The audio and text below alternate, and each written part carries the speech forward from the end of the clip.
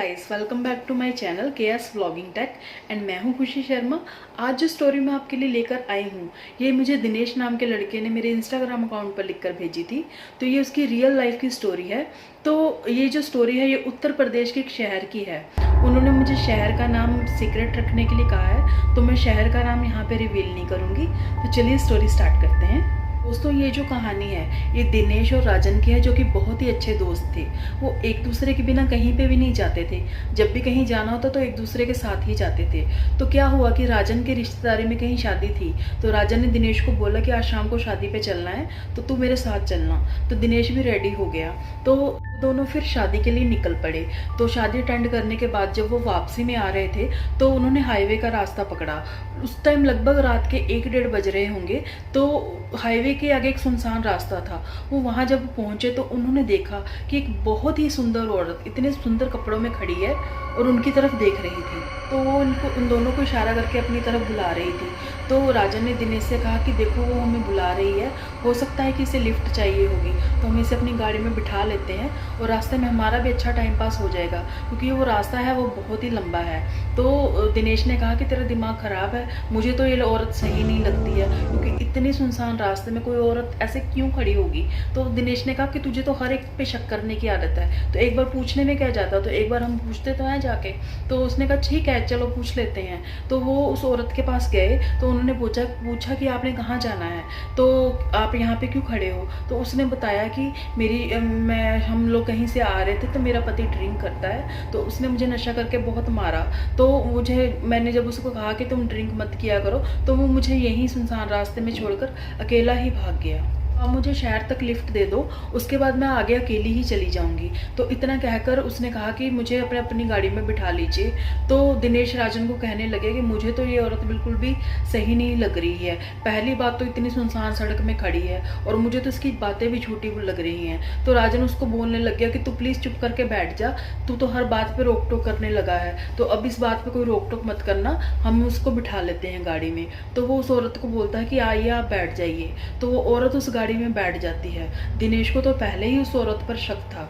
तो दिनेश ने उसको गाड़ी के शीशे में से देखना शुरू किया, और जब उसको गाड़ी के शीशे में से देख रहा था तो वो औरत उसको अजीब ही तरीके से उसकी तरफ देखकर हंस रही थी और वो दांत भी अपने खटखटाने लगी। तो उसका ऐसा बिहेवियर देखकर दिनेश को तो पूरा ही शक हो गया कि ये कोई साधारण औरत तो लग ही नहीं रही है। अब वो करता भी तो क्या, वो चुपचाप बैठा रहा। और दूसरी तरफ राजन उसके साथ बातें करने लग गया, और वो काफ़ी देर तक वो मस्ती मजाक में बातें करता रहा।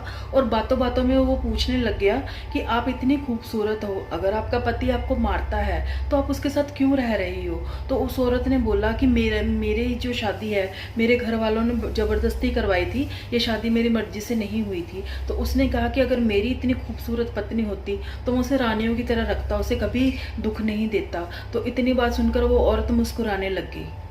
थोड़ी ही दूर जाने के बाद घना जंगल शुरू हो गया और गाड़ी चलते चलते बीच रास्ते में ही खराब होकर रुकी।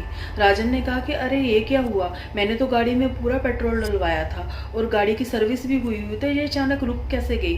तो उसने बोला कि दिनेश तू नीचे उतर कर देख आखिर गाड़ी में क्या प्रॉब्लम आई है। तो दिनेश नीचे उतरा और पीछे की तरफ जाकर उसने गाड़ी का बोनट खोला और वो चेक करने लग गया। और जैसे ही उसने शीशे की तरफ देखा तो वो औरत उसको अजीब ही तरीके से देखकर फिर से वैसे ही मुस्कुराने लगी और उसकी आंखों में अजीब सी रोशनी आने लगी और उसकी आंखें बीच बीच में चमकने लगी, जैसे भूत प्रेतों की आंखें चमकती हैं। तो वो समझ गया कि ये कोई साधारण औरत नहीं है, ये पक्का चुड़ैल ही है। और इस बार वो बहुत ज़्यादा डर गया था।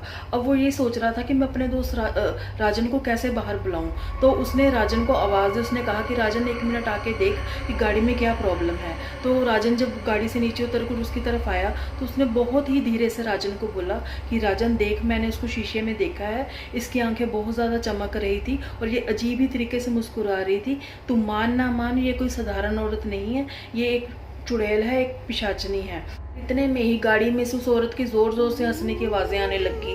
तो वो ऊँची ऊँची बोलने लगी कि हाँ ये बिल्कुल ठीक कह रहा है, मैं कोई साधारण औरत नहीं हूँ, मैं एक पिशाचनी हूँ और मुझे मर्दों का खून पीने में बहुत ही मज़ा आता है और उसके बाद मैं मर्दों को मार देती हूँ। मैंने कितने ही आदमियों को मारा है और अब तुम्हारी बारी है, मैं तुम दोनों को भी नहीं छोड़ूंगी और तुम दोनों को भी मैं मार डालूंगी। इतना सुनते ही वो औरत वहाँ से गायब हो गई और वो दोनों देखने लगी कि वो औरत गई तो गई कहाँ। तो अब उन दोनों को पता चल गया था कि ये औरत सच में कोई भूत है।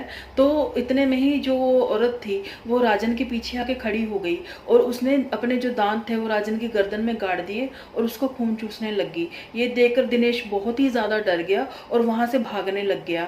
थोड़ी दूर जाते ही उसने सोचा कि नहीं, मुझे वहां से नहीं भागना चाहिए क्योंकि मेरा दोस्त की जान खतरे में है और मुझे उसको बचाना ही है। तो दिनेश हनुमान जी का बहुत ही बड़ा भक्त था, तो उसने हनुमान जी को याद किया। उसने कहा कि हे हनुमान जी, प्लीज़ इस बार हमारी रक्षा कर लीजिए, हमें इस चुड़ैल के चक्कर से बचा लीजिए। और इतना बोलने के बाद ही दिनेश ने जोर जोर से हनुमान चालीसा पढ़नी शुरू कर दी। बहुत ही हिम्मत जुटाने के बाद वो अपने दोस्त के पास दोबारा पहुंचा तो उसने देखा कि वो चुड़ैल लगातार उसका खून चूस रही है। तो वो और ऊंची ऊंची हनुमान चालीसा बोलने लग गया। हनुमान चालीसा सुनते ही वो औरत एकदम से उसका शरीर पीला पड़ गया और वो जोर जोर से चिल्लाने लगी जैसे उसका शरीर जल रहा हो। और जोर जोर से चिल्लाने के बाद पीछे की तरफ वो भागने लग गई। तो इतने में ही उसने हनुमान चालीसा बोलनी नहीं छोड़ी, वो लगातार ऊंची ऊंची बोलता रहा और थोड़ी ही देर में उसने देखा कि चुड़ैल पीछे से गायब हो चुकी है। और उसने अपने दोस्त को गाड़ी में बिठाया, बेहोश हो गया था। राजन को जैसे उसने गाड़ी में बिठाया, गाड़ी स्टार्ट करने लगा तो गाड़ी स्टार्ट ही नहीं हो रही थी। इतने में एक साधु वहां से आए तो उन्होंने कहा कि तुम कौन हो, इस सुनसान रास्ते में क्या कर रहे हो। तो उन्होंने उस साधु को अपनी सारी स्टोरी बताई कि हमारे साथ ये हुआ है, तो मेरा दोस्त इसलिए यहाँ बेहोश हो गया है, तो अब हमें यहाँ से निकलना है। तो साधु ने कहा कि अब तुम्हें चिंता करने की कोई भी ज़रूरत नहीं है, अब मैं यहाँ पर आ गया हूँ, तुम बहुत ही किस्मत वाले हो कि मैं यहाँ पे आ गया हूँ, अब तुम सुरक्षित हो और तुम्हारा दोस्त भी ठीक हो जाएगा। इतने में साधु बाबा ने अपने झोले में से एक बोतल निकाली और उसमें से जल निकालकर उसके दोस्त के ऊपर छिड़क दिया।